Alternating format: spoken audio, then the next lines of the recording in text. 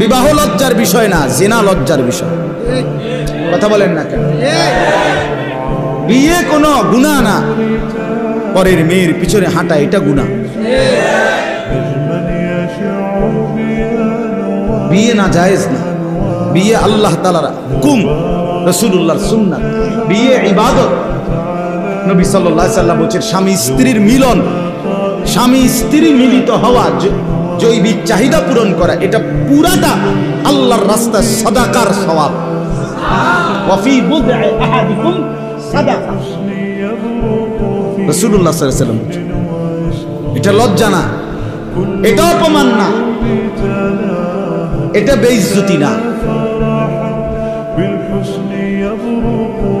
নবী সাল্লাল্লাহু আলাইহি ওয়াসাল্লাম উৎসাহিত করছেন, কোরআনে আছে ওয়ানকিহুল আয়ামা, তোমরা তোমাদের অবিবাহিতদেরকে বিবাহ করাও। কোরআনে আল্লাহ নিজে বলছে, মিয়া সাহেব যদি অভাবের ভয় দেখো, অভাবে পড়ে যাবে, বিয়ে করলে সংসার চালাবে কেন, আল্লাহ নিজে বলছে ফাসাউফা ইউগনিকুমুল্লাহ, অচিরেই আল্লাহ তোমাদেরকে ধনী বানায় দিবে।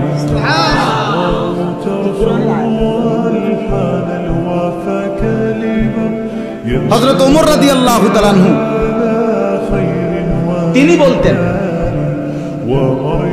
ওমর রাদিয়াল্লাহু তাআলা আনহু বলতেন, তুমি বিয়ে করো নাই,